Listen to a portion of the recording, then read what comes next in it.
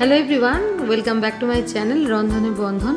आज के बनाচ্ছি দুর্দান্ত স্বাদের ঝটপট তৈরি হয়ে যাবে এরকম একটা রেসিপি। টিফিন কিংবা ব্রেকফাস্টে এরকম একটা চটপট রেসিপি বাড়িতে বানিয়ে নিতেই পারেন, সেটা ছোট থেকে বড়। আশা করি সকলের কাছে খুব পছন্দের হবে।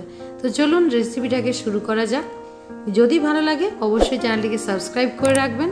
যারা নতুন বন্ধু তাদেরকে ওয়েলকাম জানাচ্ছি, আর যারা পুরনো বন্ধু তাদেরকে অনেক ধন্যবাদ জানিয়ে আমার রেসিপিটাকে শুরু করছি। তো এখানে এই রেসিপিটা করার জন্য এখানে আমি নিয়ে নিয়েছি 2 প্যাকেট ম্যাগি নুডলস, আর নিয়েছি এখানে 2টো ডিম, একটা টমেটো ছোট ছোট করে কেটে নিয়েছি, একটা গাজর, একটা পেঁয়াজ আর ধনেপাতা কাঁচা লঙ্কা। আরও কিছু লাগছে আমাদের, পরবর্তী সময়ে দেখতে থাকুন। তো এখানে ম্যাগিটাকে আমি সেদ্ধ করে নিচ্ছি, একটু অল্প নুন দিয়ে সেদ্ধ করে নিচ্ছি। এই সময় ম্যাগিতে যে মশলাটা থাকে সেটা কিন্তু এর মধ্যে এখন দিচ্ছি না, এটা জাস্ট সেদ্ধ করে নিচ্ছি। এবার একটা প্লেটে এটা ঢেলে নিলাম, ভালো করে ধুয়ে নিয়ে ঠান্ডা জলে। এবার এর মধ্যে দিয়ে দিচ্ছি আমি 2টো ডিম। একঘেয়ে ম্যাগি যদি না খেতে চান তাহলে এইভাবে ম্যাগি বানিয়ে খেতে পারেন, ভীষণ ভালো লাগবে। তো এখানে আমি 1 মুঠো ধনেপাতা কুচি দিয়ে দিলাম, পেঁয়াজ দিয়ে দিচ্ছি, আর বাকি সমস্ত যেটুকু সবজি কেটেছিলাম সেটা দিয়ে দিচ্ছি। আপনারা যদি এখানে নিজেদের পছন্দ মতো অন্য কিছু দিতে চান, ক্যাপসিকাম দিতে পারেন, ভালো লাগবে তাতে খেতে। বিট থাকলে বিটও দিতে পারেন, সেটাও ভালো লাগবে, একটু গ্রেট করে দিতে পারেন। তো এখানে আমি এগুলোই দিলাম, গাজর, টমেটো, শসা, ধনেপাতা।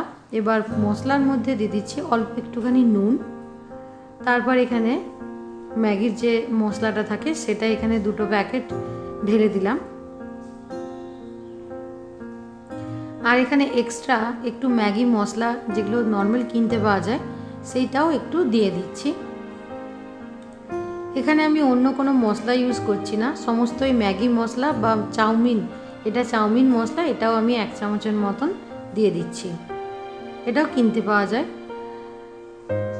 তো এবার সব কিছুকে একসাথে মিলিয়ে নেব, আর লাস্টে অবশ্যই একটু গোলমরিচ দিয়ে দিচ্ছি, গোলমরিচটা দিলে খেতে খুব সুন্দর হয়।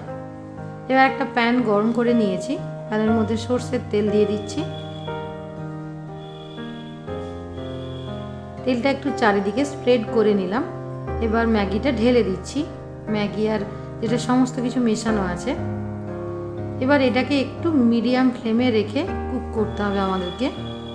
চামচে করে একটু স্প্রেড করে দিলাম চারিপাশটা, যেন পেছনের যে পিঠটা সেটা হয়ে যায়।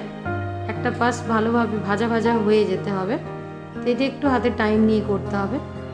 তো এই সময় খুন্তি দিয়ে কিন্তু এটাকে উল্টানো যায় না, তার জন্য একটা খুব ভালো প্রসেস হচ্ছে।